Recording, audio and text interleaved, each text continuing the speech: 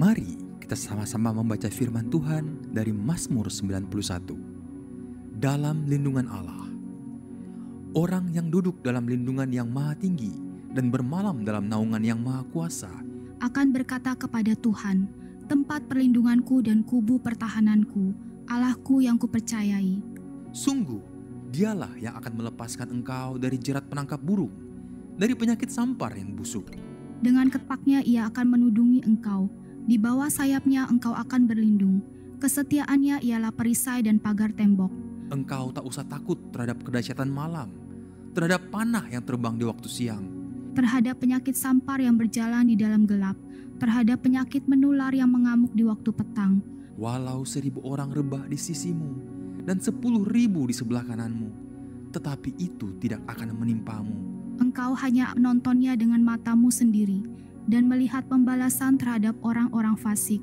Sebab Tuhan ialah tempat perlindunganmu, yang maha tinggi telah kau buat tempat perteduhanmu. Malapetaka tidak akan menimpa kamu, dan tulah tidak akan mendekat kepada kemahmu. Sebab malaikat-malaikatnya akan diperintahkannya kepadamu untuk menjaga engkau di segala jalanmu. Mereka akan menatang engkau di atas tangannya, supaya kakimu jangan terantuk kepada batu. Singa dan ular tedung akan kau langkahi, engkau akan menginjak anak singa dan ular naga. Sungguh hatinya melekat kepadaku, maka aku akan meluputkannya. Aku akan membentenginya, sebab ia mengenal namaku.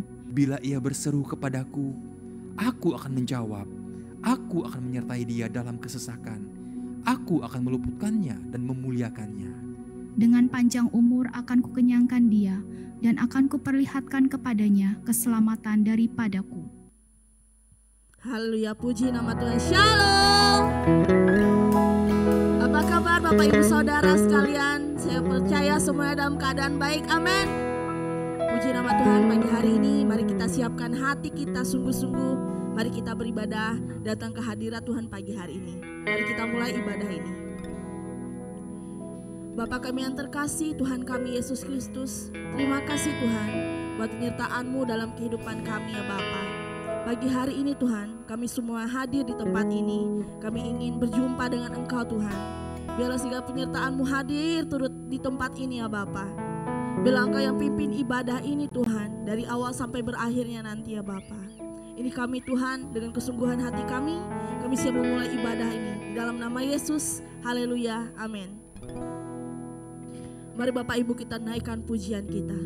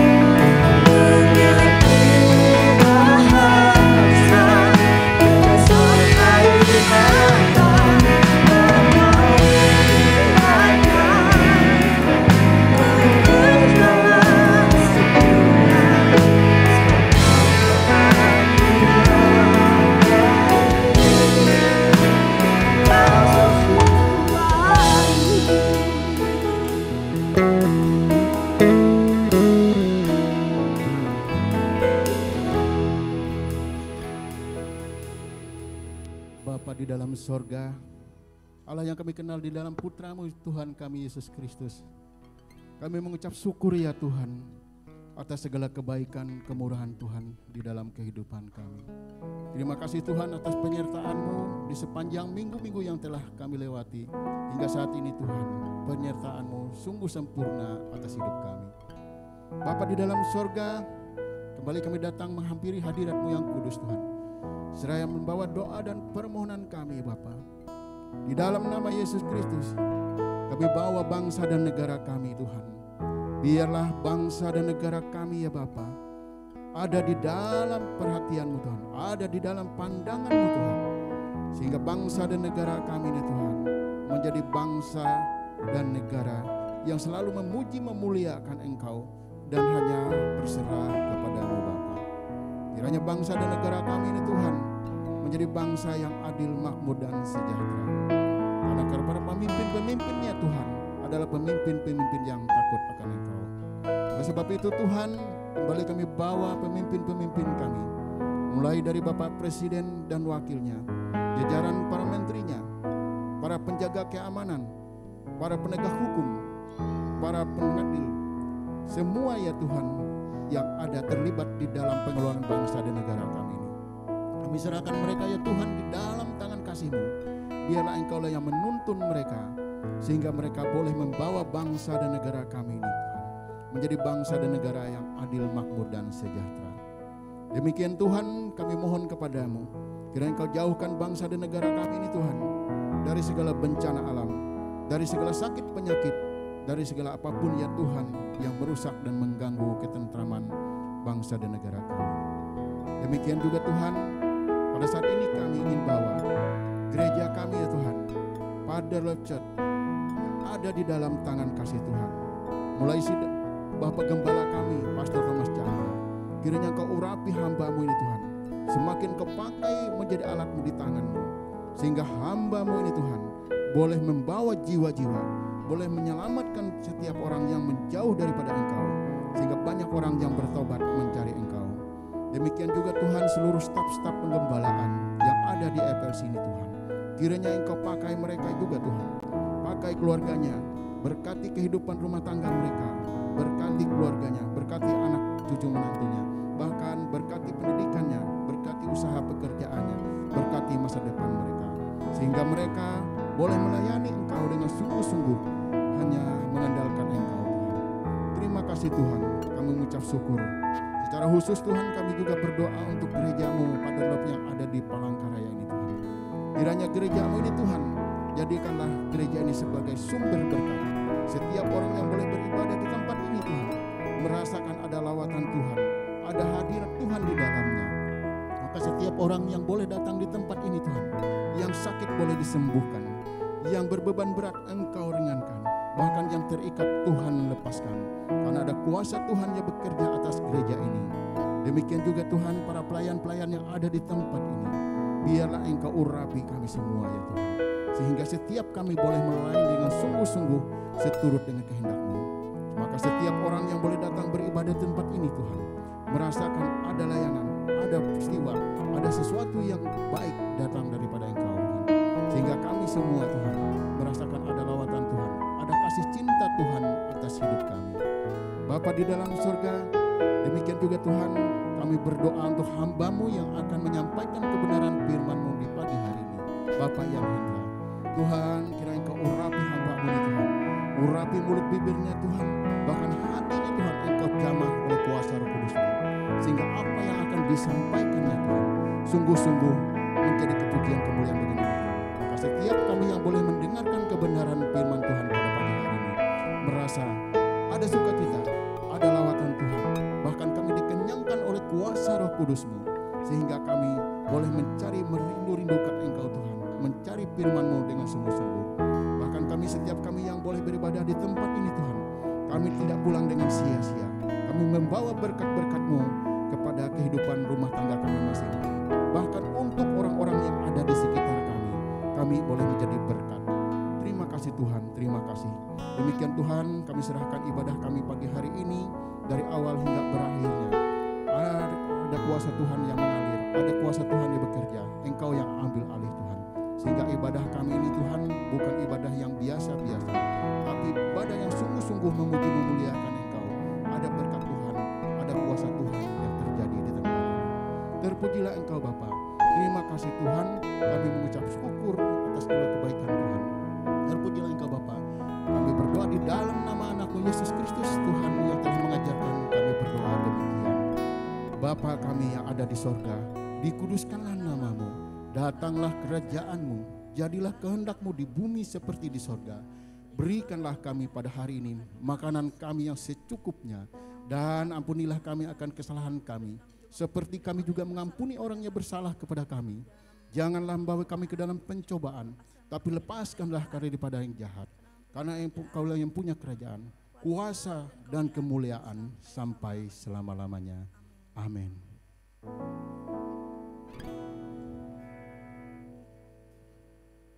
Masih ada sukacita, amin. Saya undang Bapak Ibu untuk bangkit berdiri. Mari kita sorak-sorai pagi hari ini buat Tuhan.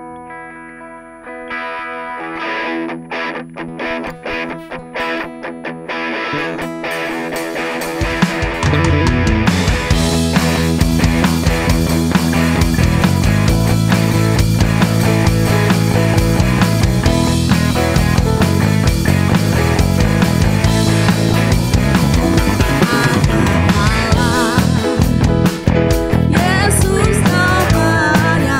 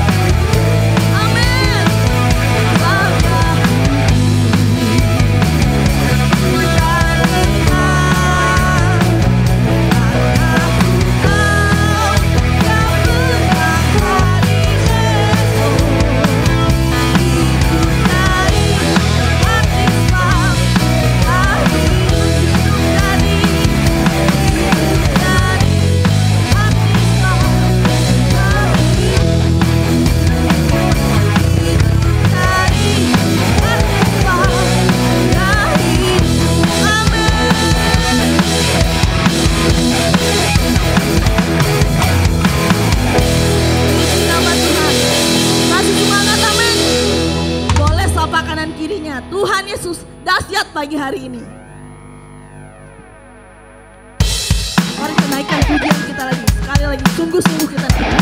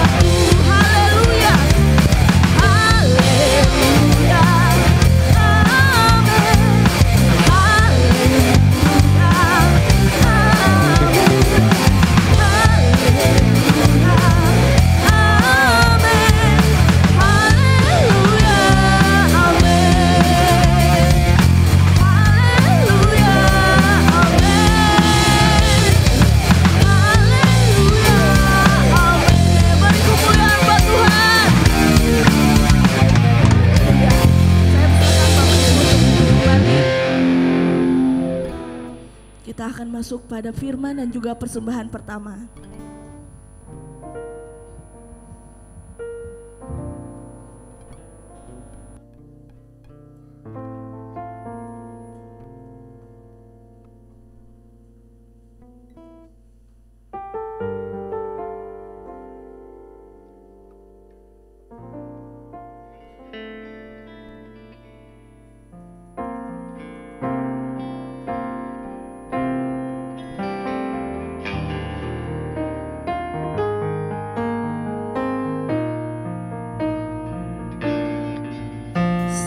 Ku hancur hati, ku datang padamu. Kau beri kekuatan dan beri penghiburan. Saat tak seorang pun dapat ku andalkan, Kau yang memberi jalan, Kau yang menuntunku saat ku tak mengerti dalam hidup.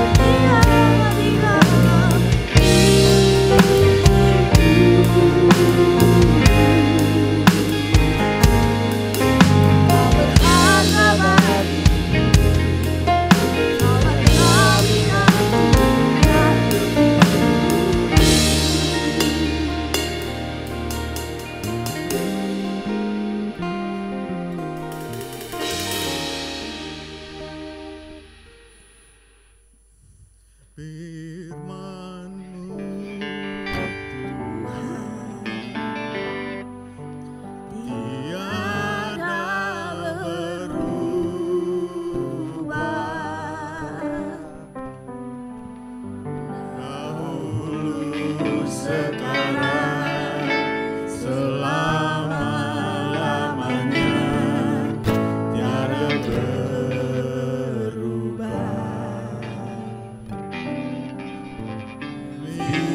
Firman-Mu Tuhan, penolong hidupku. Siapkan hatiku Tuhan,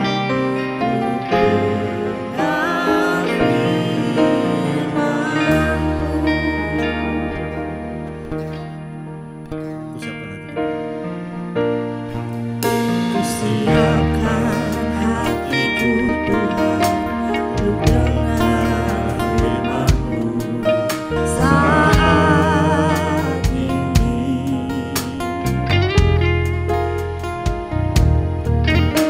Sujud menyembah-Mu Tuhan, masuk hadirat-Mu saat ini.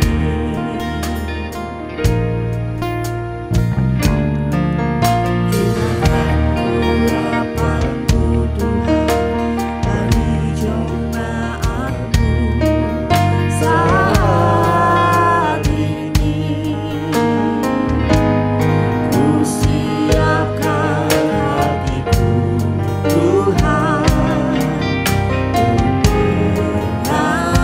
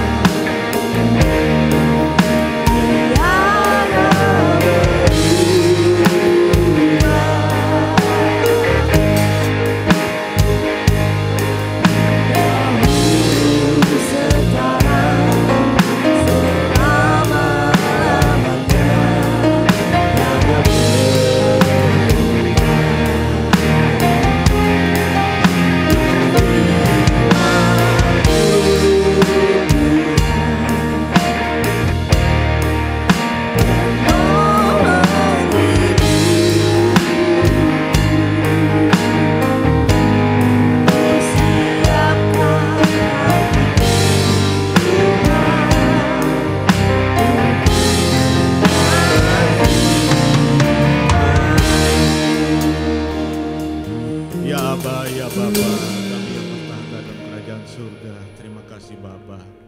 Kami siapkan hati kami pada hari ini. Kami dan bersama dengan jemaat-Mu yang hadir di tempat ini Tuhan, menyiapkan hati kami untuk mendengar firman-Mu. Bersabdalah Tuhan dengan Roh Kudus-Mu melalui bibir hamba-Mu yang tidak ada apa-apanya ini. Tahirkan bibir hamba-Mu dan hati hamba-Mu ini. Tahirkan juga hati kami, semua jemaat yang hadir di tempat ini Bapa. Suci kuduskan dengan darah suci Tuhan Yesus Kristus, supaya firman-Mu tumbuh subur di hati kami, merema dalam hidup kami. Di dalam nama Tuhan Yesus kami mengucap syukur dan berterima kasih. Haleluya. Amin. Salam. Salam. Puji nama Tuhan. Ya, saya pagi hari ini sebenarnya di luar jadwal karena ceritanya kenapa saya ada di sini. Saya ditelepon Pak Herson dari Manado. Sebenarnya giliran beliau untuk menyampaikan firman. Tapi saya diminta agak dipaksa sih sebenarnya untuk menyampaikan firman pada hari ini. Walaupun siap tidak siap, kata beliau. Wah, ini sebenarnya saya sudah tunjuk Pak Berumbun atau Pak Ginter, saya bilang ada ini orang-orangnya, kenapa mesti saya? Tapi kata Tuhan, kata Pak Herson, kamu yang menyampaikan firman. Terus saya tanya, apa yang harus saya sampaikan? Kamu berdoa saja katanya, ada rema nanti disampaikan Tuhan. Ya, puji nama Tuhan karena tema kita masih dari pusat, yaitu kekuatan baru untuk bangkit menjadi kuat. Ya, menjelang bulan Maret ini kita sudah masuk ke masa sengsara ya, minggu pertama untuk menjelang Paskah. Jadi lagu-lagunya yang dipersiapkan tadi oleh imam musik atau WL itu temanya banyak ke arah Paskah. Dan tema kita ini juga sebenarnya juga mengarah persiapan kita juga untuk kekuatan baru untuk bangkit menjadi kuat. Ini adalah juga persiapan kita untuk menghadapi atau memperingati Paskah. Baik, saya perkenalkan dulu, mungkin ada beberapa bapak-bapak atau ibu-ibu yang masih belum kenal saya. Sebenarnya muka lama, stok lama nih, tapi baru muncul berdiri di sini. Saya memberanikan diri, nama saya Yan Hendra. Saya ini teman dari muda dengan Pak Herson dan Ibu Melisa ini. Zaman-zamannya masih muda, zaman-zaman masih pacaran, mungkin beliau berdua ini sudah saya tahu. Jadi kami sudah kenal baik. Saya punya satu istri namanya Gemina, ini ada hadir di tempat ini. Kemudian 3 orang anak. Anak pertama itu Putri, sekarang kuliah di Universitas Palangkaraya, sudah semester akhir, sudah mau wisuda bulan Maret ini. Bulan Maret ini mau wisuda. Kemudian putri kedua saya juga kuliah di Universitas Pelita Harapan Jakarta. Ya, puji Tuhan, Tuhan izinkan juga wisuda bulan Mei tahun ini juga. Jadi hampir bersamaan semua. Putri sulung saya ini sebenarnya tahun kemarin, tapi karena ada beberapa kendala, dia akhirnya tahun ini wisuda. Jadi bersamaan dan adiknya. Kemudian putra bungsu saya Rizkiel itu kelas 5 SD sekarang. Jadi kita punya 3 orang anak. Dan saya sendiri sebenarnya berkecimpung di dunia sekuler, artinya di bidang konsultan. Memang dari dulu kami dengan Pak Herson juga bersama-sama juga di bidang yang sama bekerja dari masa muda kami sampai sekarang diizinkan Tuhan untuk bekerja di situ, dan puji Tuhan juga diizinkan melayani Tuhan di tempat ini. Baik, saya mengambil subtema pada hari ini, mungkin bisa ditampilkan oleh Pak John.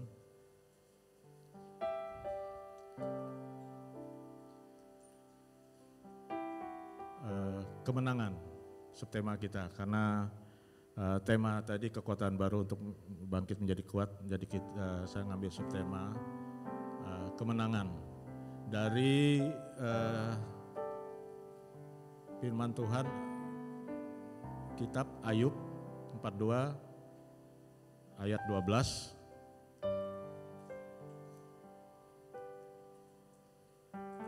Ini Tuhan memberkati Ayub dalam hidupnya yang selanjutnya lebih daripada dalam hidupnya yang dahulu. Ia mendapat 14.000 ekor kambing domba dan 6.000 unta, 1.000 pasang lembu dan 1.000 ekor keledai betina. Tuhan memberkati Ayub dalam hidupnya yang selanjutnya. Berarti ada kehidupan Ayub sebelumnya, Berarti ada kehidupan Ayub sebelumnya. Kita kenal dan tahu cerita dalam Alkitab tentang Ayub. Kita mengenal siapa Ayub. Ayub ini seorang yang memang dari masa muda sampai dia menikah, dia tidak pernah lalai beribadah. Dia adalah orang yang benar di mata Tuhan, tidak pernah berbuat salah. Beda dengan yang berdiri di sini, pernah berbuat salah, pernah lulusan Lemhanas. Ini senior saya juga ada di. Jadi kami ini bukan seperti Ayub, tapi nasibnya hampir sama seperti Ayub sebenarnya. Tapi sifatnya bukan seperti Ayub. Ayub ini orang yang setia dari awal. Ayub ini orang baik dari awal. Dia tidak pernah melenceng dari aturan Tuhan. Dia selalu mendoakan anak-anaknya. Setiap anak-anaknya setelah melakukan kegiatan apapun, dia mendoakan siapa tahu anak-anaknya ini berbuat dosa. Ayub selalu setia, tapi kenapa Ayub ini diizinkan Tuhan, artinya iblis diizinkan Tuhan untuk mencobai Ayub. Bukan Tuhan yang mencobai kita sebenarnya, tapi iblis meminta izin kepada Tuhan untuk mencobai Ayub supaya dia mau tes Ayub ini. Berubah tidak begitu dia dicobai. Artinya karena katanya ini ada ayat sebelumnya, Ayub coba dibuka Pak John, dari Ayub 1, ceritanya bahwa percakapan Tuhan dengan iblis tentang rencana iblis ini mencobai Ayub. Ayub 1 pasal 1 ya kalau tidak salah.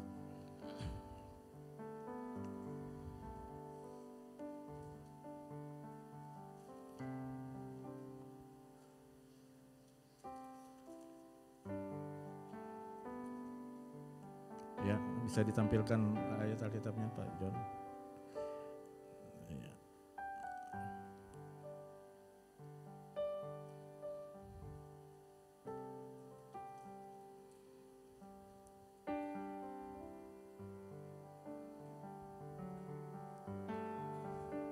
Nah, ini yang ayat yang ke-6 Pak John. Pada suatu hari datanglah anak-anak Allah menghadap Tuhan, dan di antara mereka datanglah juga iblis. Maka bertanyalah Tuhan kepada iblis, "Dari manakah engkau?" Jawab iblis kepada Tuhan, "Dari perjalanan mengelilingi dan menjelajahi bumi." Lalu bertanyalah Tuhan kepada iblis, "Apakah engkau memperhatikan hambaku Ayub? Sebab tiada seorang pun di bumi seperti dia, yang demikian saleh dan jujur, yang takut akan Allah dan menjauhi kejahatan." Ayat berikutnya, lalu jawab iblis kepada Tuhan, "Apakah dengan tidak mendapat apa-apa Ayub takut akan Allah?" Nah, ini iblis bertanya, coba katanya, apakah kalau Ayub itu tidak dapat apa-apa, apakah Ayub ini akan takut dengan Allah? Selanjutnya, bukankah engkau yang membuat pagar sekeliling dia dan rumahnya, serta segala yang dimilikinya? Apa yang dikerjakannya telah kau berkati, dan apa yang dimilikinya makin bertambah di negeri itu. Itu yang dikatakan iblis pada Tuhan. Jelas saja katanya Ayub ini berbuat saleh, takut Tuhan, setia, karena Tuhan selalu memberkati dia, kata iblis. Tetapi ulurkanlah tanganmu dan jamahlah segala yang dia punyai. Dia pasti mengutuki engkau di hadapanmu. Maka firman Tuhan kepada iblis, "Nah, segala yang dipunyainya ada dalam kuasamu. Hanya janganlah engkau mengulurkan tanganmu terhadap dirinya." Kemudian pergilah iblis dari hadapan Tuhan. Baik, kita kembali ke PowerPoint tadi. Nah, itu yang diizinkan, saya sampaikan tadi. Tuhan mengizinkan, tapi satu yang Tuhan peringatkan kepada iblis, jangan sekali-sekali kamu mengulurkan tanganmu mengambil nyawa Ayub atau mengganggu kehidupan Ayub. dia diizinkan saja untuk mencobai dengan berbagai macam cobaan. Nah ini yang merema dalam hidup saya. Secara pribadi, saya ini ya seperti saya sampaikan tadi adalah anak Tuhan sebenarnya, tapi pernah lupa dengan Tuhan. Karena diberkati luar biasa, diberkati seperti Ayub, dipagari Tuhan, tapi tidak sadar bahwa Tuhan itu memberkati kita. Sehingga begitu iblis mengatakan, dia ini coba dicobai, pasti meninggalkan Tuhan. Ya saya dicobai. Selama 3,5 tahun saya dalam pendidikan Lemhanas, saya dicobai dan bertemu dengan senior saya Pak Berumbun.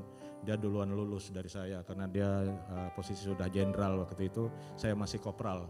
Jadi saya agak lama.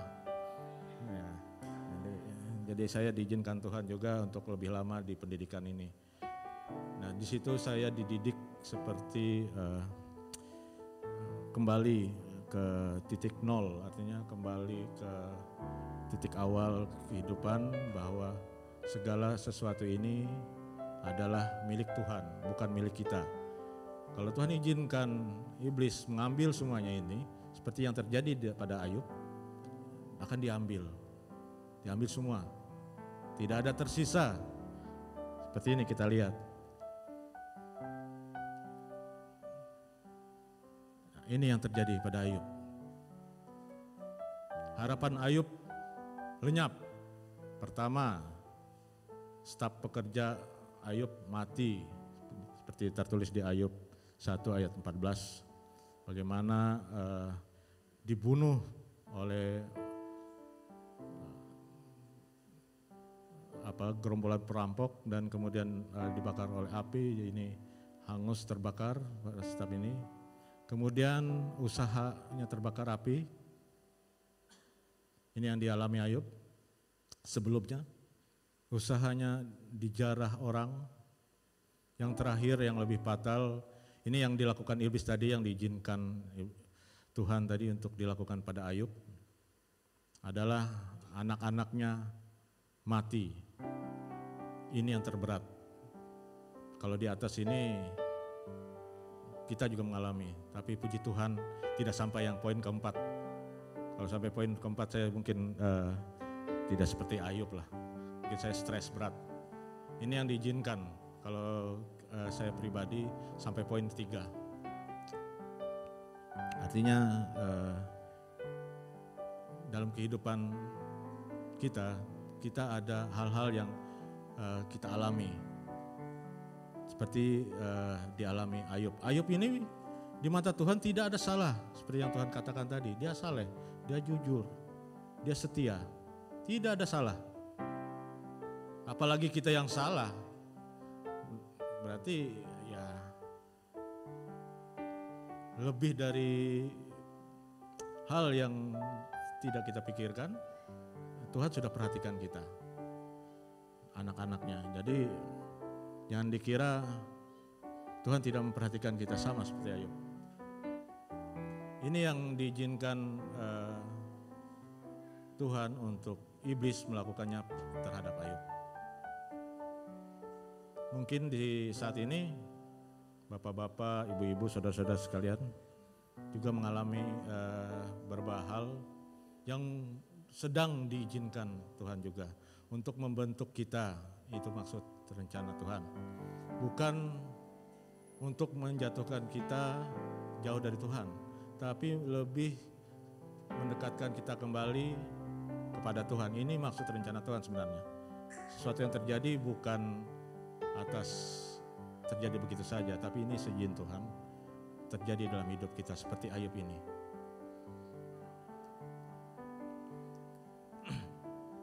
Nah, apa yang harus dilakukan jika hal itu terjadi dalam kehidupan kita? Kira-kira menurut bapak-bapak, ibu-ibu, dan saudara-saudara sekalian di tempat ini, apa yang harus kita lakukan jika terjadi sesuatu cobaan dalam hidup kita diizinkan oleh Tuhan terjadi? Ini Banyak yang ingin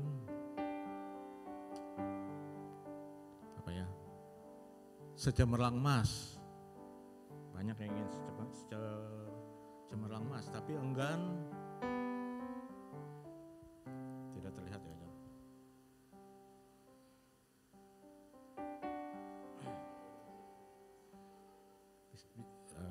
Ini agak kebesaran PowerPoint-nya ya, John.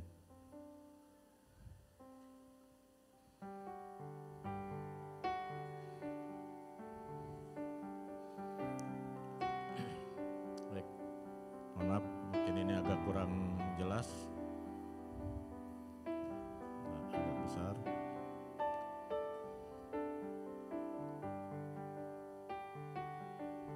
Banyak yang ingin secemerlang emas, tapi enggan untuk dilebur.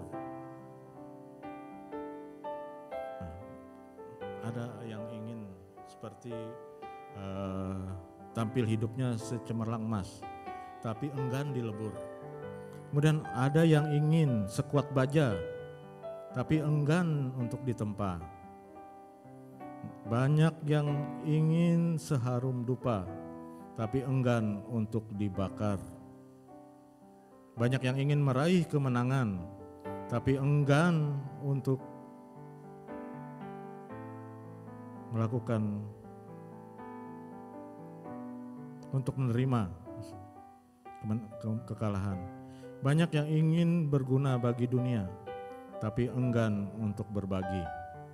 Nah, ini ada banyak keinginan kita manusia.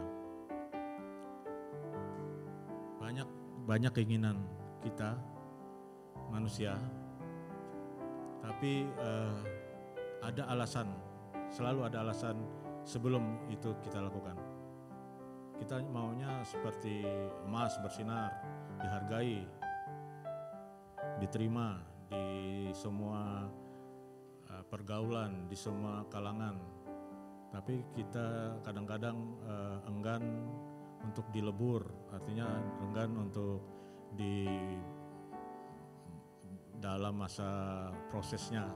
Karena sebelum menjadi emas batangan, emas ini harus dibakar dengan api. Nah, ini banyak yang artinya proses ini yang tidak mau kita lalui. Banyak yang ingin kuat menghadapi segala apapun seperti baja, tapi tidak mau ditempa, tidak mau dibentuk melalui proses juga. Jadi ini ada banyak proses-proses Tuhan yang harus kita lalui sebelum kita menjadi hal-hal yang kita inginkan. Itu yang dimaksudkan, apa yang harus kita lakukan. Seperti Ayub 1 ayat 7. Karena bagi pohon yang masih ada harapan, apabila ditebang, ia bertunas kembali dan tunasnya tidak berhenti tumbuh. Jadi kita seperti sebuah pohon kalau di bahasa sini itu ditutup atau dipotong lagi dahan-dahannya, dia akan berbuah banyak kembali. Ini memang dari dulu, dari kakek nenek saya, dari bapak saya juga menyampaikan ilmu ini, ilmu berkebun. Karena setiap kalau mau berbuah banyak, pohon itu harus dipangkas ranting-rantingnya. Ternyata benar, memang seperti itu. Ada juga tertulis di firman Tuhan bahwa pohon itu kalau mau berbuah lebat untuk kembali kuat, dia harus ditebang supaya dia bertunas kembali menjadi tunas yang kuat dan tidak berhenti tumbuh. Ini proses, tapi banyak yang tidak mau diproses. Banyak yang mau meraih sesuatu tapi tidak mau untuk menyerah sebelum itu didapat atau itu diraih. Ini yang kita terjadi dalam kehidupan kita. Ini seorang Ayub. Seorang Ayub ini pertama memiliki pengharapan. Yang kedua memiliki mental pemenang. Ayub, walaupun dia diterpa berbagai masalah, dicobai, stafnya mati, semua hartanya hilang ludes dalam 1 hari kejadian. Kemudian yang paling terakhir anak-anaknya hilang, binasa seketika itu juga.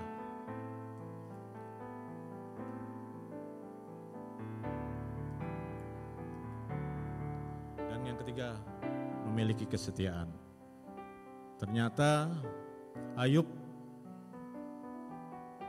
tidak lari dari Tuhan seperti yang dikatakan iblis, bahwa kalau dia dicobai, kalau dia tidak memiliki apa-apa, dia akan mengutuk Tuhan.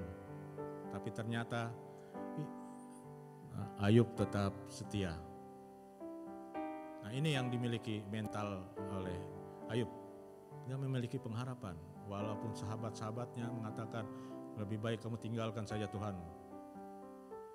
Mana seperti ini malah kamu sengsara, mendapat penyakit, mendapat kutukan, tidur di debu tanah, tidak bisa tidur di kasur yang empuk. Tapi apa yang Ayub katakan? Dia memiliki mental yang kuat untuk berusaha untuk membuktikan dirinya tidak memiliki kesalahan di depan mata Allah.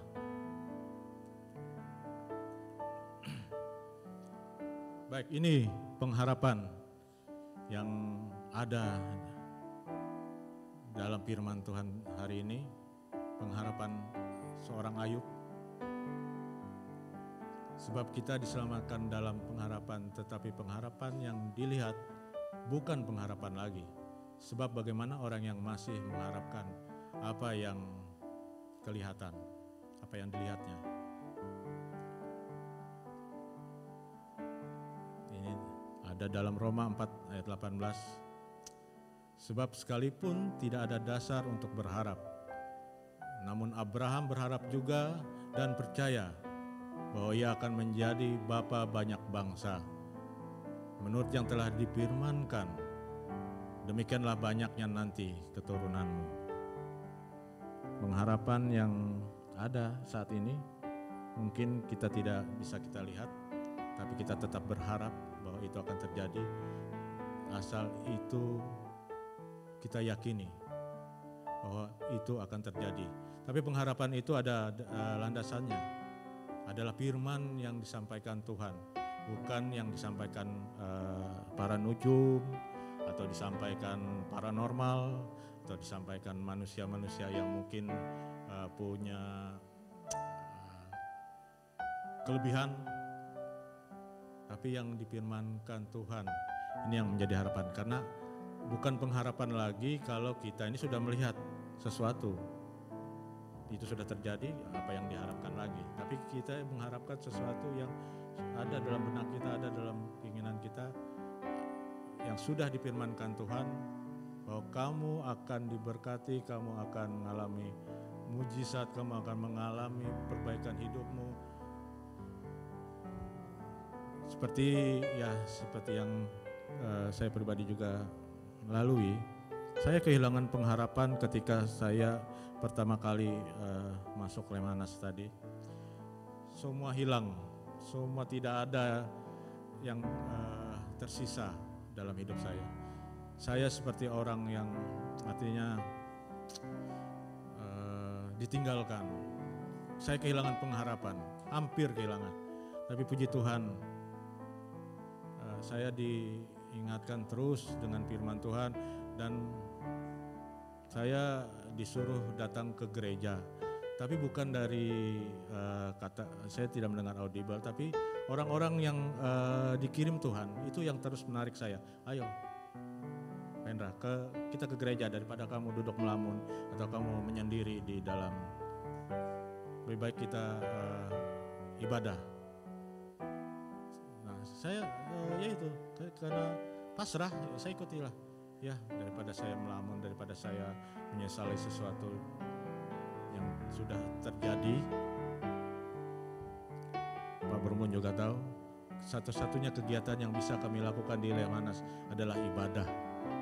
Ibadah itu yang tidak dilarang, yang lainnya dilarang. Karena itu kita masih dalam masa dihukum itu ya, dididik, semuanya dilarang kecuali ibadah. Puji Tuhan, di situ kita mendapatkan firman Tuhan yang luar biasa, firman Tuhan yang menguatkan,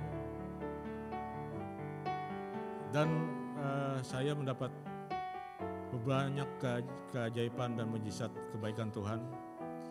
Jika di dalam itu kita harus ada poin-poin tertentu yang sehingga kita memiliki kelebihan sedikit dari orang-orang yang lain, sehingga kita ditarik untuk membantu para petugas di sana. Tapi ada tapinya, harus ada berani piro. Kita waktu itu ya sudah tidak ada apa-apanya, Pak Gubernur juga tahu. Tapi puji Tuhan, Tuhan menggunakan para petugas ini menarik saya ikut membantu mereka. Jadi saya di sana selama masa pendidikan saya banyak membantu petugas di ruang depan, bagian depan, membantu tukang foto, menyusun berkas, seperti itu. Hal-hal yang artinya Tuhan didik saya kembali untuk melakukan pekerjaan-pekerjaan ini. Saya tidak paham juga awalnya, kenapa ini Tuhan, tapi saya ikuti saja. Dan saya lebih bebas dari teman-teman yang ada, dan saya memiliki juga akses-akses yang artinya dilebihi dari teman-teman yang ada, dan saya diizinkan juga untuk mengurus gereja saat itu. Nah, ini yang saya dapat, ternyata Tuhan izinkan saya dilebur di tempat itu selama 3,5 tahun untuk menjadi sekuat baja, bisa secemerlang emas. Itulah tempatnya. Mental kita ditempa di situ. Kita tidak menjadi cengeng, tidak mudah lagi jatuh. Kita tampil cemerlang. Sekarang ini buktinya, ini jenderal kita yang ada di depan, Pak Brombon. Cemerlang, semakin dijadikan kepala oleh Tuhan, bukan ekor. Tapi diizinkan dilebur. Kalau tidak seperti itu mungkin saya tidak berdiri di tempat ini. Mungkin saya berdiri pulang pagi, tadi baru pulang dari tempat mana lah. Karena malam tadi kan malam minggu itu Pak ya. Nah, seperti yang sampaikan Pak Herson juga sering kali itu. Saya mungkin pulang pagi tapi bukan pulang dari gereja. Mungkin pulang dari diskotik mana lah. Nah, ini yang artinya kita ditempa, kami ditempa, saya ditempa secara pribadi. Dilebur, dibuat sedemikian rupa menjadi titik nol, dijadikan, dipanaskan, dipukul, sehingga membentuk suatu baja yang kuat, membentuk emas yang cemerlang. Ini kehidupan yang saya terima. Sebenarnya sering teman-teman pelayan ini, para hamba Tuhan menyuruh saya kesaksian. Saya merasa saya belum layak. Saya merasa saya ini nantilah nunggu Tuhan nugaskan saya di mana. Ya ini mungkin melalui Pak Herson, melalui Pak Ginta dan Pak Brombon yang sudah dulu. Saya memberanikan diri kembali menyampaikan kesaksian hidup saya. Kesaksian hidup saya ini sebenarnya tidak bisa saya banggakan. Karena menurut saya ini mantan penjahat. Mantan orang jahat gitu. Yang menjadi baik. Tapi puji Tuhan, Tuhan mengingatkan saya, daripada kamu mantan mantan orang baik yang jadi jahat. Artinya mantan hamba Tuhan, mantan pengkhotbah, mantan pemuji, mantan pekerja gereja, tapi berbalik menjadi penjahat di luar sana. Jangan seperti itu. Lebih baik kita mantan penjahat menjadi baik. Seperti Ayub tadi, awalnya dia dibentuk. Tapi dia bukan menjadi jahat, tapi semakin menjadi baik. Nah, seperti itu yang Tuhan ingin sampaikan ke kita. Kita harus memiliki suatu tekad yang kuat, suatu keinginan dan pengharapan yang kuat bahwa kita bisa tampil menjadi seorang pemenang.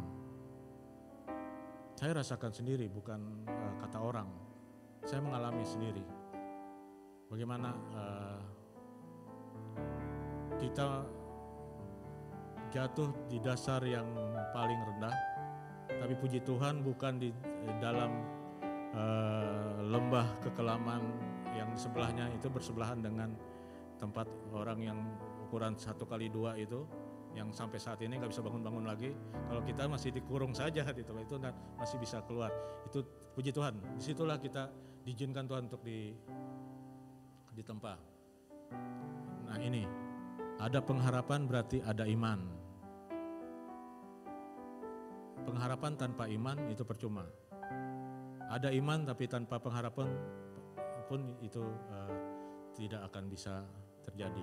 Segala sesuatunya harus ada pengharapan yang kita imani. Seperti dalam Markus 5 ayat 28. Ini tentang perempuan yang menderita pendarahan selama 12 tahun. Dia memiliki pengharapan untuk sembuh. Dan dia asal kujamah saja katanya jubahnya, aku akan sembuh. Karena dia memiliki pengharapan bahwa Tuhan mampu menyembuhkan dia. Nah buktinya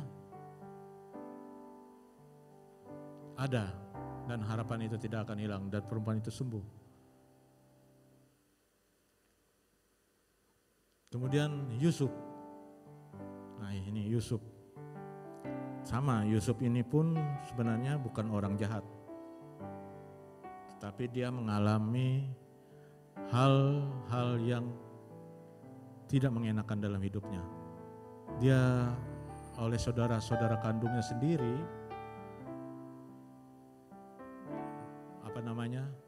dijual di tanah Mesir. Mau dibunuh, tapi ada beberapa saudaranya mengatakan daripada kita bunuh, kita jual saja. Yusuf akhirnya menjadi orang tawanan atau menjadi budak di tanah Mesir selama berapa tahun. Di sana Tuhan membentuk dia. Tapi Yusuf punya pengharapan bahwa apa yang dijanjikan Tuhan padanya akan terjadi. Ternyata Yusuf membawa misi bangsa Israel ketika beberapa tahun terjadi kelaparan. Yusuflah yang menyelamatkan bangsa Israel dari bahaya kelaparan ini dan menjadi orang nomor 2 di Mesir. Ini pengharapan Yusuf terjawab.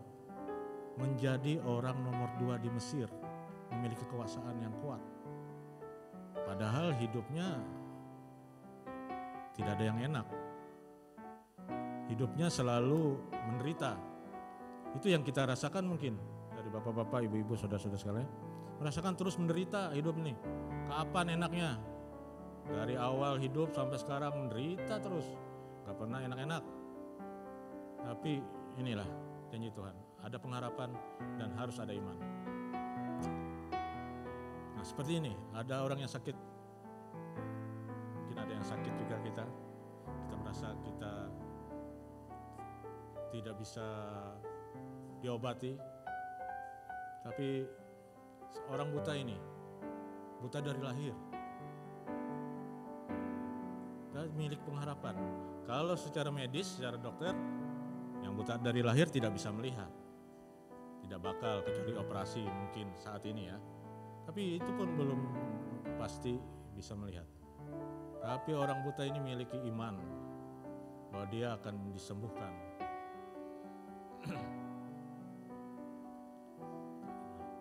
Karena imanmu telah menyelamatkan engkau. Ini yang terjadi kalau kita memiliki pengharapan dan iman.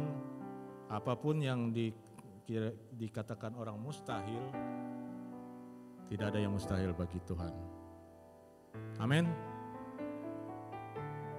Mungkin kecepatan yang saya sampaikan. Nah, jadi ada beberapa di sini yang kejadian atau kehidupan orang-orang yang memiliki pengharapan, seperti orang sakit yang 12 tahun yang divonis tidak bisa disembuhkan juga, sudah berobat sampai habis hartanya, tidak bisa sembuh-sembuh. Apakah dia menyerah? Apakah dia menunggu atau bunuh diri saja atau mati saja? Tetap dia memiliki pengharapan. Yusuf juga demikian, meskipun dibenci oleh saudara-saudaranya, meskipun dibuang oleh saudara-saudaranya, apakah Yusuf ini langsung stres, langsung depresi atau langsung menyerah? Tidak. Yusuf menunggu dan percaya dan mengimani bahwa apa yang dijanjikan Tuhan itu pasti terjadi dalam hidupnya dan harapan itu terjawab. Bisa dibaca nanti di Kejadian 41 ayat 41. Kemudian yang orang buta juga, yang secara medis itu buta dari lahir, itu rusak semua kornea matanya. Dia memiliki pengharapan bahwa dia bisa melihat di hadapan Tuhan Yesus. Ternyata dia sembuhkan Tuhan. Tapi kata Tuhan, karena imanmu telah menyelamatkan engkau.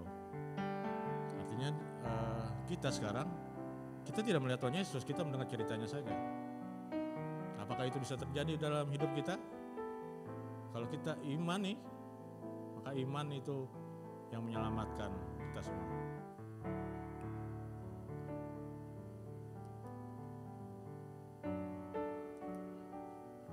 Baik, yang dimiliki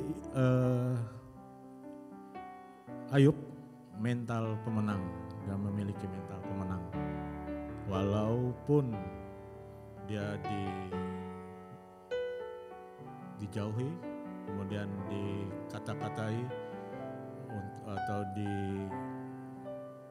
dilemahkan bahwa kamu ini tidak orang berdosa, kamu ini dijauhi Tuhan, kamu ini banyak dosa, atau kamu ini orang yang bersalah, jauhi saja Tuhanmu. Tapi Ayub tetap memegang teguh bahwa Tuhan sudah memberkati dia akan setia dan dia akan tetap berpegang pada Tuhan. Ini mentalnya. Kemenangan sangat ditentukan oleh faktor mental. Jika secara mental sudah menang, maka kita sudah memenangkan separuh pertandingan. Nah, ini diumpamakan kita dalam pertandingan nih. Kalau kata kita, wah sudah saya nggak bisa ikut ini, kalah saya udah. Saya melawan Pak Berumbun, saya lihat Pak Berumbun ini hebat nih main bulu tangkis tenis meja. Wah sudah kalah saya. Duluan mental saya ini sudah mengatakan saya kalah. Jadi saya nggak berani pegang bat nih. Nah, sudah, berarti saya duluan kalah sebelum saya mencoba untuk bisa melakukan ini. Tapi kalau kita sudah duluan mengatakan, oh enak aja nih, kecil. Saya sudah menang, saya sudah tahu triknya. Nah ini yang artinya separuh pertandingan ini kita sudah menguasai, artinya kita sudah menguasai medan. Kita masuki medan pertempuran atau medan kehidupan, medan pekerjaan lah. Kalau mental kita mengatakan pekerjaan itu sulit, kemungkinan pekerjaan itu tidak bisa kita lakukan. Lebih baik jangan. Atau tidak usah dikerjakan lah, sudah pasti kita tidak bisa mengerjakannya. Tapi kalau pekerjaan itu kita lihat dari kelihatannya aja, wah sudah bisa saya lakukan itu. Separuh dari sebelum pekerjaan itu kita lakukan, kita sudah menang. Artinya kita menguasai pekerjaan itu, kita akan berhasil di akhir.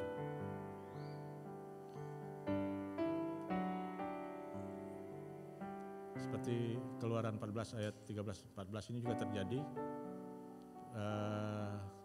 ketika Nabi Musa kepada bangsa Israel ini berkata, tetapi berkatalah Musa kepada bangsa itu, janganlah takut, berdirilah tetap, lihatlah keselamatan dari Tuhan yang akan diberikannya hari ini kepadamu. Sebab orang Mesir yang kamu lihat hari ini, tidak akan kamu lihat lagi untuk selama-lamanya. Tuhan akan berperang untuk kamu dan kamu akan diam saja. Nah ini Musa memiliki mental sebagai seorang pemenang. Musa tahu bahwa hal inilah yang diperlukan dalam membawa bangsa Israel keluar dari tanah Mesir. Mental yang sekuat baja, tidak mudah-mudah memimpin sebuah bangsa besar seperti ini yang terjadi juga dalam bangsa kita. Tidak mudah-mudah membawa beraneka ragam pikiran, karakter dalam suatu komunitas, suatu kehidupan seperti yang dialami Musa. Dia akan mengalami beberapa hal, dan Musa ini punya kelemahan. Dia tidak bisa pandai berbicara. Dia tidak bisa mengatakan sesuatu karena dia merasa itu kekurangannya. Tapi dia memiliki mental sebagai pemenang. Artinya Musa ini luar biasanya. Kenapa ya? Menurut saya dia dididik Tuhan itu luar biasa. 40 tahun dia dididik oleh putri Firaun. Sekolah, mengalami pendidikan seperti sekarang, kita ini mengalami pendidikan, proses. Tapi selama 40 tahun dia diproses pendidikan. Kemudian diproses lagi di padang gurun menjadi pengembala selama 40 tahun lagi. Sehingga ketika dia melakukan perintah Tuhan ini umurnya sudah kurang lebih 80 tahun. Proses yang panjang, luar biasa. Kalau kita pikir, saya aja ini berumur 48 tahun, prosesnya belum separuh Musa. Sudah ngomel-ngomel, sudah mulai, wah sakitnya hidup ini, wah susahnya hidup ini. Tapi Musa ini luar biasa, 40 tahun ini mengalami pendidikan di Mesir, kemudian 40 tahun lagi di padang pengembalaan. Baru dia melakukan ini, memimpin suatu bangsa besar lagi keluar dari tanah Mesir. Kalau umur 80 tahun saya kira saat ini tidak ada yang mampu seperti Musa. Sudah pada kena penyakit stroke mungkin sekarang, atau sudah pada lemah semua kalau manusia zaman sekarang. Dulu sudah, tapi kalau Pak Ginter ini baru umur 40 tahun tapi tampaknya nih, casingnya muda. Seperti ini gambaran Musa, seperti Pak Ginter ini, yang sudah melayani umur berapa Pak Ginter sekarang ya? 79 ya Pak? Oh, nah inilah gambarannya, menjadi semakin muda. Seperti ini Musa, mental pemenang. Dan juga Kaleb. Kaleb ini ditugaskan, ada beberapa orang yang ditugaskan untuk mengintai negeri Kanaan, negeri yang mau dimasuki. Nah, cuma Kaleb ini yang memiliki perkataan yang beda dengan beberapa orang yang dikirim oleh Musa. Kemudian Kaleb mencoba menenteramkan di bangsa itu di hadapan Musa, katanya, tidak, kita akan maju dan menduduki negeri itu, sebab kita pasti mengalahkannya. Kaleb juga memiliki mental sebagai pemenang, dan Kaleb juga menularkan mental pemenang itu kepada bangsa Israel. Pasti kita akan menang, karena Tuhan beserta kita, katanya. Nah, ini contoh-contoh orang yang memiliki iman yang sekuat baja ya, punya mental pemenang. Artinya walaupun tampak di depan mustahil, tampak di depan tidak bisa kita kerjakan, susah tampaknya, tapi kita jangan dulu mengatakan itu tidak bisa kita lakukan. Kita maju saja, karena kita ingat janji Tuhan, bahwa Tuhan tidak pernah meninggalkan kita sedetik pun. Sedetik pun, bukan sehari, sedetik pun dalam hidup kita. Tuhan tidak akan pernah meninggalkan kita. Janji Tuhan. Begitu Tuhan Yesus naik ke sorga, dia sudah berjanji akan mengirim penolong bagi kita, yaitu Roh Kudus. Saat ini Roh Kudus pun ada bersama kita. Roh Kudus itu tidak pernah meninggalkan kita. Dia selalu mengatakan semangat atau menyemangati kita, mengatakan sesuatu yang memberikan jalan keluar untuk kita, memberikan kita suatu ide yang cemerlang. Asal kita meyakini dan mengimani hal itu terjadi dalam hidup kita. Tidak akan pernah Tuhan meninggalkan kita, Tuhan ada bersama kita, itu yang selalu kita yakini. Karena seperti yang disampaikan oleh Pastor Joko, Pastor Thomas, ini tahun Pei Dalet, artinya gerbang Tuhan sedang terbuka, kita harus mengimani, kita harus memiliki pengharapan, kita harus memiliki mental pemenang. Jangan kalah dengan keadaan kita, jangan kalah kita oleh kondisi kita, jangan kalah kita oleh penyakit kita, jangan kalah oleh apapun yang terjadi dalam hidup kita. Walaupun mustahil, tidak ada yang mustahil bagi Tuhan. Amin. Seperti ini. Kita tahu besi baja itu dari besi yang sudah dibakar sedemikian rupa sehingga tidak ada lagi elemen-elemen lain di dalamnya sehingga menjadi besi yang murni yang tidak bisa dipatahkan, tidak bisa lagi dihancurkan oleh besi yang lain. Itu yang baja. Dan sekarang bangunan-bangunan, kebetulan kita bergerak di bidang ini, bangunan struktur gedung itu menggunakan baja. Tidak lagi menggunakan besi-besi, tidak lagi menggunakan kayu-kayu zaman dulu, karena itu memiliki keterbatasan usia. Tapi kalau baja ini bisa ratusan tahun, bahkan berabad-abad dia masih bisa berdiri. Buktinya saja tidak ada gedung, artinya gedung yang di luar negeri yang lebih tua dari kita sampai saat ini berdiri kuat. Nah, ini membuktikan baja itu adalah memang sudah teruji, adalah besi yang paling kuat dari besi-besi yang lain. Nah, ini yang diharapkan kita ini adalah baja-bajanya Tuhan. Amin. Kita adalah baja-bajanya Tuhan yang sudah dibakar, yang sudah ditempa oleh Tuhan. Tidak akan dikalahkan oleh besi-besi yang masih di bawah level dari baja. Masa kita kalah oleh besi-besi yang belum ditempa?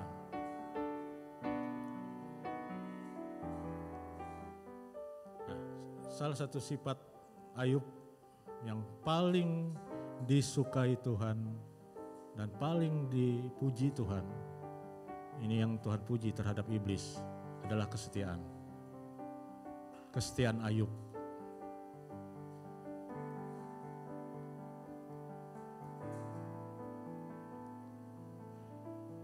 Seperti juga ada dalam Bilangan 12 ayat 7 yang saya ambil.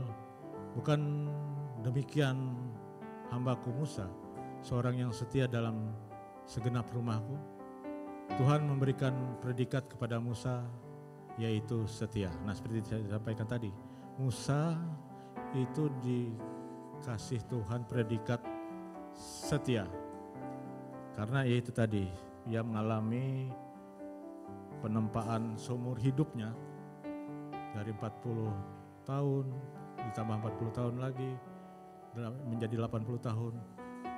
Dia tetap setia mengikuti prosesnya Tuhan, sehingga dia mendapat predikat setia dan dipilih Tuhan untuk memimpin bangsa Israel keluar dari tanah perbudakan. Tidak gampang-gampang. Kesetiaan pada akhirnya akan berbuah manis, asalkan kesetiaan itu bersifat konstan. Artinya jangan kita setia kalau ada dapat berkat. Baru kita setia kalau kita sudah dapat duit. Baru kita setia kalau kita sudah dapat mobil. Baru kita setia kalau kita sudah diberkati luar biasa. Karena kesetiaan ini dilihat Tuhan dari awal kehidupan kita.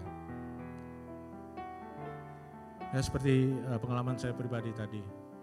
Tuhan ajarkan kita kesetiaan itu pada saat kita tidak memiliki apa-apa, pada saat kita ditinggalkan teman-teman kita, pada saat kita terjatuh pada titik nol, tidak memiliki apa-apa. Nah, itu Tuhan menguji kesetiaan kita. Kita larinya kemana? Apakah kita larinya ke orang-orang pintar, atau larinya ke mana untuk mengobati duka hati kita? Lari ke obat-obatan, ke narkoba, atau kemana? Banyak orang seperti itu memilih. Itu yang dilihat Tuhan ketika saat kita mengalami proses tadi. Ini, kesetiaan adalah sebuah karya seni dari batin manusia yang dapat sangat membahagiakan manusia yang lain. Harganya tidak tertera dengan hitungan rupiah. Kesetiaan itulah yang teramat sangat langka untuk kita jumpai sekarang ini. Kesetiaan tidak hanya berlaku hanya pada hubungan suami istri, tapi pada semua hubungan hati manusia yang lengkap untuk kepentingan mereka. Kami bersama dengan mungkin dan Pak Ersonnya, kehidupan dunia konsultan, dunia kontraktor, ini sangat berhubungan sekali dengan kesetiaan namanya. Banyak teman-teman kami yang seprofesi, mungkin karena sudah merasa dia lebih hebat ya mungkin, atau merasa lebih bisa mandiri, dia terkadang melupakan orang-orang yang mungkin membantu dia. Dia melupakan teman-teman yang mengangkat dia. Itu banyak sekarang ini. Karena merasa hebat sudah. Dia malah menjelek-jelekan temannya yang padahal satu profesi. Temannya ini yang mengangkat dia, tapi karena dia mau lebih lagi, dia mau menjelekkan temannya ini supaya dia mendapat hal yang dia inginkan. Karena ini yang terjadi sekarang ini. Banyak orang-orang yang kesetiaannya itu tidak bisa kita dapati, kita tidak dapat pegang. Karena apa? Masalah uang, masalah pembagian hasil, ataupun dia ingin memiliki, menguasai seluruhnya. Seperti mungkin saya beberapa hari ini, ya ini sebenarnya yang saya sering bicarakan juga dengan para pengerja, para hamba Tuhan di sini, bahwa kenapa saya takut untuk menyampaikan firman Tuhan. Karena firman Tuhan itu seperti pedang bermata dua. Kalau saya kasih ke semua para jemaat di sini, dia harus mengenai saya dulu. Sebelum saya sampaikan ini, saya juga dikenai dulu. Saya diuji coba juga oleh Tuhan. Saya ada masalah-masalah keluarga, masalah-masalah dengan orang tua, ibu. Saya diuji di situ. Diuji emosi saya, diuji kesabaran saya, diuji semua kesetiaan saya. Apakah saya setia? Masih menghormati hubungan orang tua dan anak, masih menghormati hubungan saudara, masih menghormati hubungan dengan teman sekerja. Sebelum saya menyampaikan ini, saya melakukan dikenai cobaan. Makanya saya takut sebenarnya menyampaikan firman Tuhan. Sering saya sampaikan dengan Pak Ginter, dengan Pak Brompur. Kita ini kalau sudah jadi pembicara, ya terus diuji coba, ditempa dan diproses, dilebur terus. Karena firman yang kita sampaikan bukan saja untuk kita sampaikan ke orang, tapi kena kita dulu. Kita dulu yang kena dengan firman itu. Kalau kita cuma ngomong saja, tapi belum kena kita, ya itu sama saja tong kosong nyaring bunyinya. Kamu aja belum coba, kamu aja belum merasakan. Nah, jadi inilah yang saya sampaikan di sini karena saya sudah merasakan, dan ini ada beberapa saksi juga melihat kehidupan saya. Bukan kelihatan saat ini kelihatannya enak, tidak ada kelihatannya enak.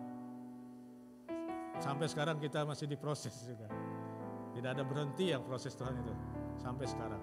Kelihatannya aja nih casingnya, oh hebat Pak Hendra itu sekarang punya rumah bagus, bukan punya saya, itu punya orang tua saya masih punya mobil katanya, wah pekerjaannya hebat. Tidak. Itu dari Tuhan. Itu bukan saya. Saya ini masih orang biasa saja, tidak ada apa-apanya. Cuma Tuhan saya yang hebat. Amin. Tuhan bapak-bapak ini semua hebat. Tuhan kita hebat. Bukan kita yang hebat. Kita tidak ada apa-apanya. Saya belum ada apa-apanya sampai saat ini. Makanya saya dijorokin, artinya dipaksa-paksain berdiri di tempat ini sekarang. Kapan lagi katanya? Masa kalah dengan jenderal-jenderal yang ada ini? Wah, kata saya masih kopral saya ini. Belum jenderal. Ini kata-kata saya juga mungkin ada masih kurang gitu. Karena ya itu tadi. Saya hanya menyampaikan pengalaman pribadi saya, kesaksian hidup saya saja di tempat ini. Seperti yang dialami Ayub, tapi beda dengan Ayub. Ayub ini orang benar. Saya ini mantan penjahat yang jadi benar, puji Tuhan. Puji Tuhan. Bukan mantan pendeta saya Pak, tapi mantan penjahat. Kalau mantan pendeta saya nggak mau. Kalau mantan pendeta berarti itu jadi hidup jahat berarti kan.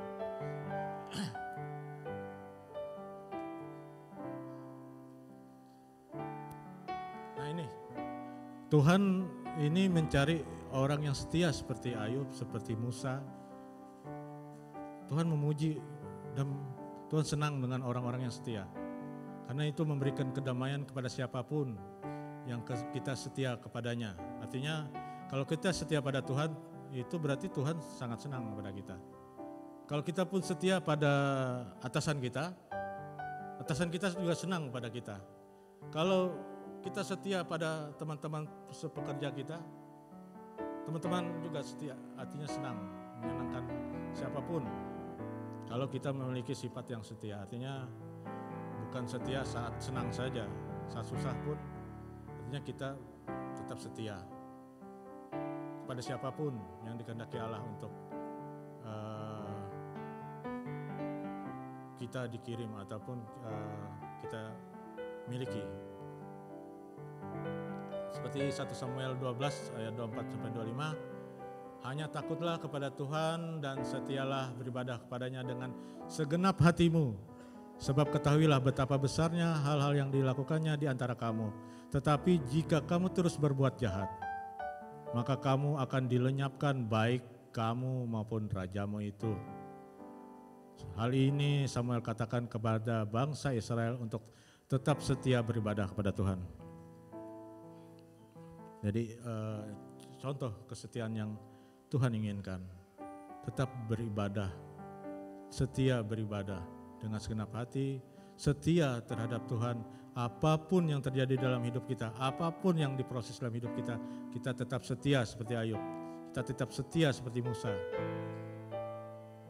Tapi kalau kita berbuat jahat, apa yang dikatakan firman Tuhan, kita akan dilenyapkan. Beberapa bulan terakhir ini kami dengan istri saya juga diizinkan Tuhan juga untuk mengalami segala hal sakit. Nah juga diizinkan Tuhan juga beberapa teman sekerja kita tiba-tiba pulang tanpa bekas. Artinya dipanggil Tuhan tiba-tiba tanpa ada sakit.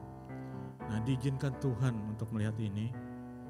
Kami merasa seperti dekat dengan dunia kematian.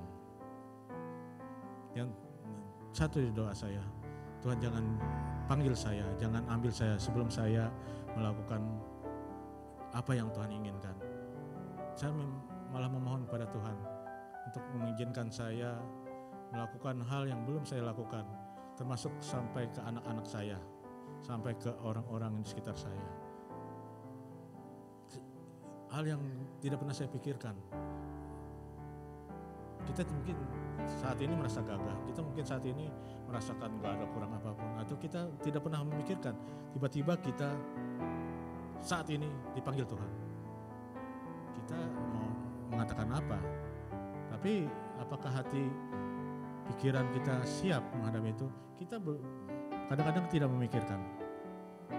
Tapi saya diizinkan Tuhan untuk memikirkan itu. Ternyata ya seperti ini, artinya oh seperti inilah keinginan Tuhan.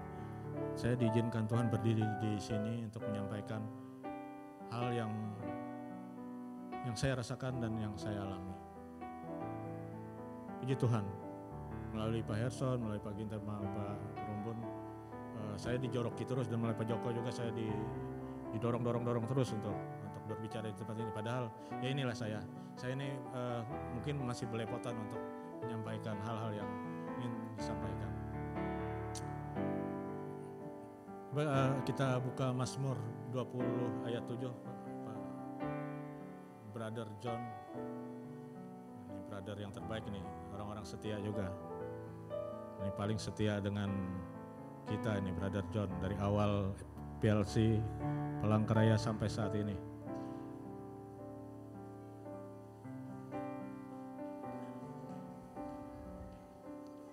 Ya, sekarang aku tahu bahwa Tuhan memberi kemenangan kepada orang yang diurapinya dan menjawabnya dari surganya yang kudus dengan kemenangan yang gilang gemilang oleh tangan kanannya. Tuhan memberikan kemenangan kepada semua orang yang diurapinya. Kita semua di tempat ini mungkin sebagian atau semuanya sudah dibaptis, semuanya sudah memiliki pengurapan. Kita dijanjikan Tuhan diberi kemenangan dengan gilang gemilang. Yakin saja, ini janji Tuhan. Ya, kembali Bang Yana. Ini yang dijanjikan Tuhan dalam Mazmur.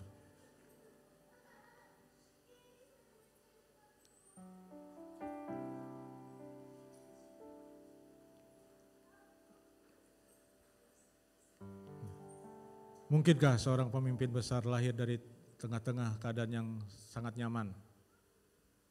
Dan di mana? Adakah pemimpin yang lahir di tengah-tengah keadaan yang sangat nyaman? Tidak ada. Mungkin hampir tidak ada ya pemimpin yang lahir di tengah-tengah dia ini sudah lahir, kecuali Mas Gibran aja nih. Tapi itu pun proses bapaknya luar biasa, Pak Jokowi sebagai seorang presiden kita juga, dia dari orang tukang kayu. Dari kalangan orang bawah juga, bukan orang sukses. Bukan orang kaya maksudnya, bukan. Nah ini, seperti yang digambarkan ini. Tuhan lakukan untuk menyiapkan seorang menjadi pemimpin besar. Tuhan harus mengeluarkan orang itu dari zona nyaman. Nah seperti Yusuf tadi.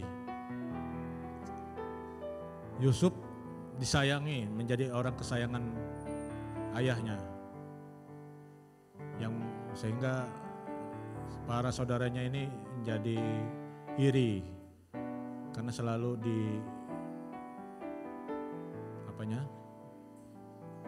dimanjakan oleh bapaknya ya, orang tuanya. Apapun yang dia minta dibuat, diberikan. Tapi karena Yusuf dibentuk ingin menjadi pemimpin, maka Tuhan keluarkan dia dari zona nyamannya, dikirim jadi budak di Mesir, sehingga ternyata itu dia menjadi pemimpin hebat di Mesir pada ketika terjadi kelaparan yang hebat juga pada masa itu.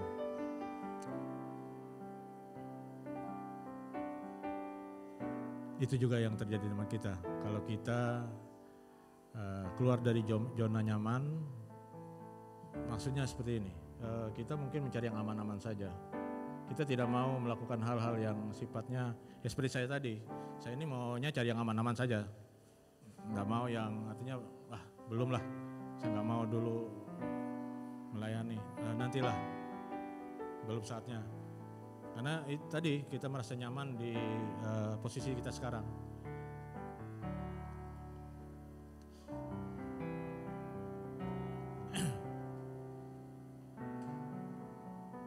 Oke, ini sampai bagian kita, artinya kita ini dibentuk segambar dan serupa dengan Tuhan. Artinya kita ini gambaran Tuhan yang ada dalam hidup kita. Jadi kita harus melakukan segala sesuatunya yang seturut dan kehendak Tuhan. Kalau kita ingin hidup kita berhasil, pengharapan kita diiringi dengan iman, kita hidup berkemenangan, dan kita memiliki kesetiaan. Kita akan segambar dan serupa dengan Tuhan. Karena kita levelnya sebenarnya lebih tinggi dari para malaikat di surga. Karena kita ini yang lebih dekat dari gambaran Tuhan itu sendiri. Kalau malaikat itu tidak ada yang serupa dengan Tuhan. Hanya kita manusia yang segambar dan serupa dengan Tuhan. Itulah kelebihan kita. Dan kita memiliki roh Tuhan.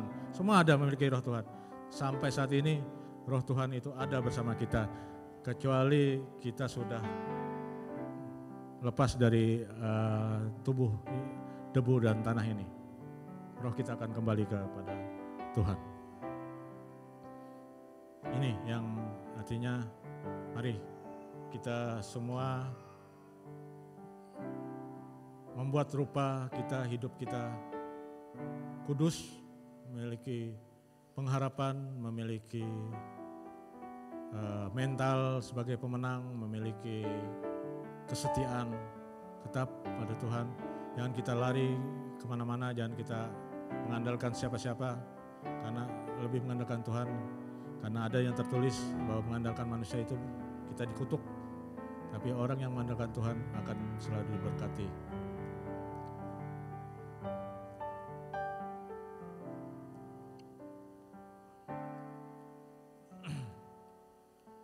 Puji nama Tuhan. Tuhan Yesus memberkati kita sekalian. Mari saya undang para pemain musik untuk menyanyikan sebuah lagu.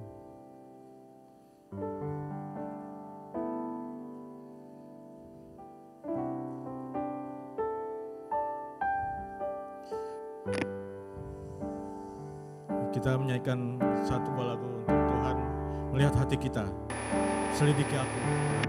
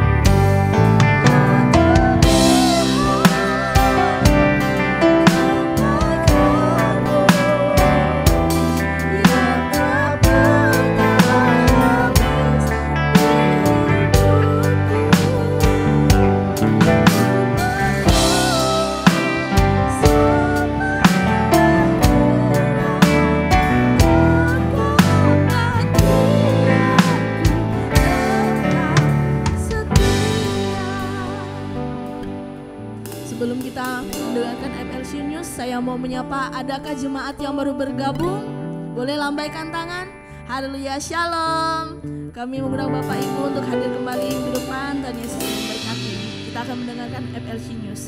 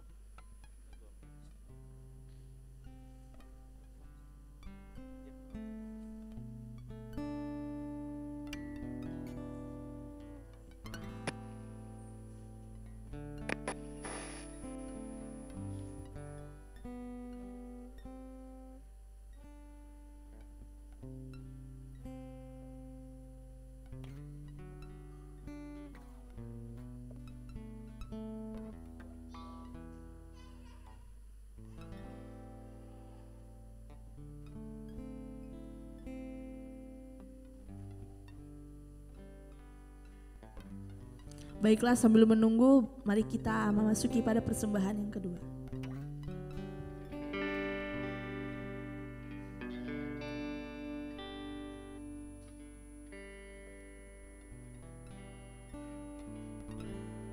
Sebelum kita mempersembahkan persembahan kita, mari kita mendengar dan mengimani firman Tuhan yang tertulis di dalam 2 Korintus 9 ayat 10.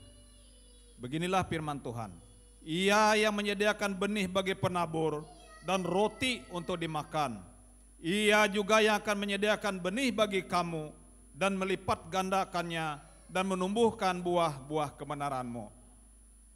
Amin. Mari kita angkat persembahan kita berdoa.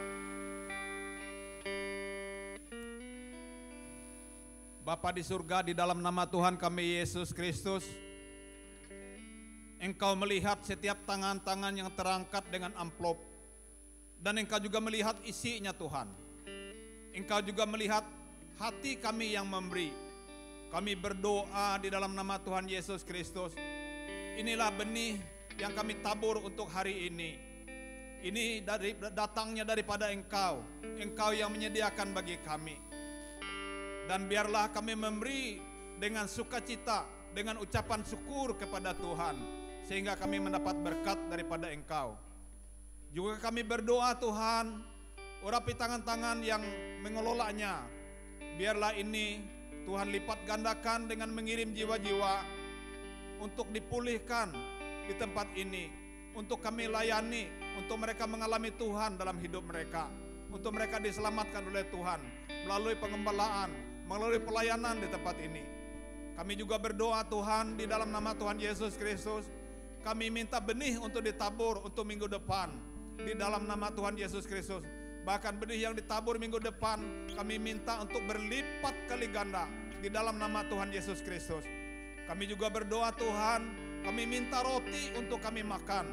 Kami mengucap syukur. Kami berdoa Tuhan, kami minta uang untuk kami beli beras, untuk kami beli baju pakaian, untuk kami makan minum, untuk kebutuhan-kebutuhan kami. Bahkan mungkin ada ya Tuhan, kebutuhan-kebutuhan di dalam hati kami, di setiap hidup kami, Tuhan menyediakan bagi kami. Bahkan berkati kami berlimpah-limpah. Tuhan, mungkin ada yang berdoa, jadikan mereka orang-orang kaya, supaya mereka bisa membantu orang-orang lain. Di dalam nama Tuhan Yesus, kami menyerahkan persembahan kami dengan ucapan syukur kepada Bapa. Di dalam nama Yesus Kristus Tuhan kami berdoa mengucap syukur. Yang percaya sama-sama katakan amin. Amin. Ku bersyukur Bapa.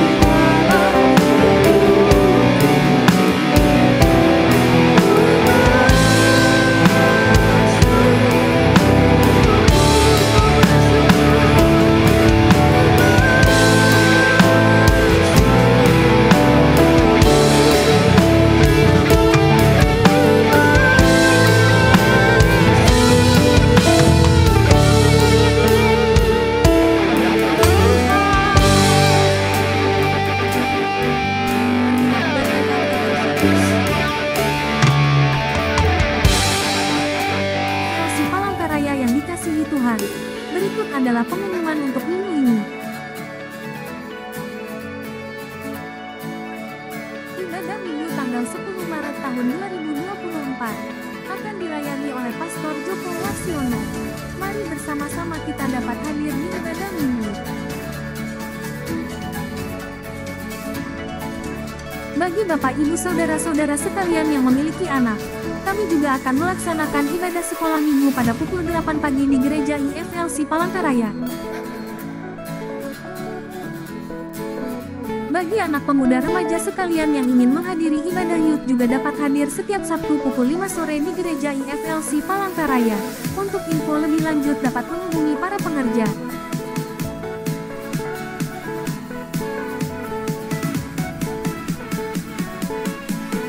IFLC Palangkaraya juga dapat melayani konseling keluarga, konseling pranikah, peneguhan pernikahan, ibadah penghiburan dan pemakaman, penyerahan anak dan baptisan selam. Untuk info lebih lanjut dapat menghubungi para pengerja.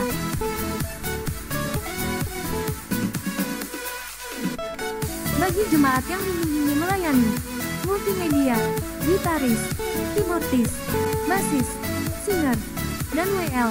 Untuk info lebih lanjut dapat menghubungi para pengerja atau saudara Neni.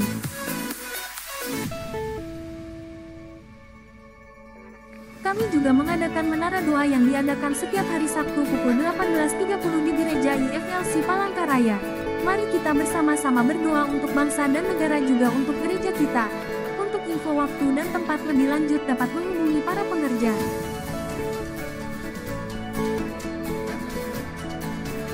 Kami juga mengadakan family sale setiap hari Jumat pukul 7 malam.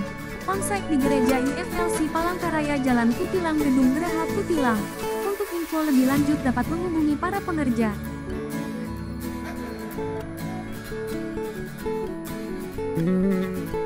Bagi jemaat atau pengerja IFLC Palangkaraya yang ingin menabur, persembahan, diakonia, pembangunan, dan perpuluhan, bisa transfer melalui rekening di atas.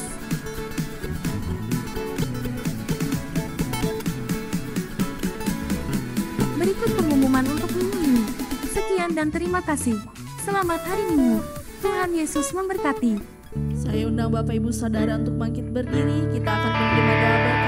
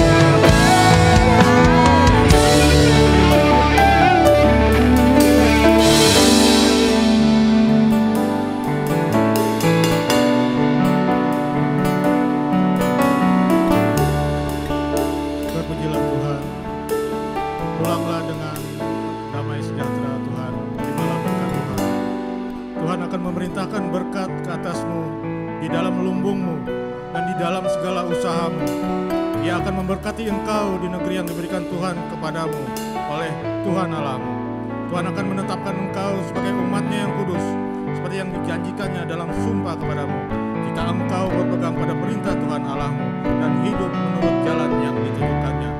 Kiranya berkat Tuhan turun atasmu dan keluargamu di dalam nama Tuhan Yesus Kristus. Sebagai orang yang percaya katakan amin.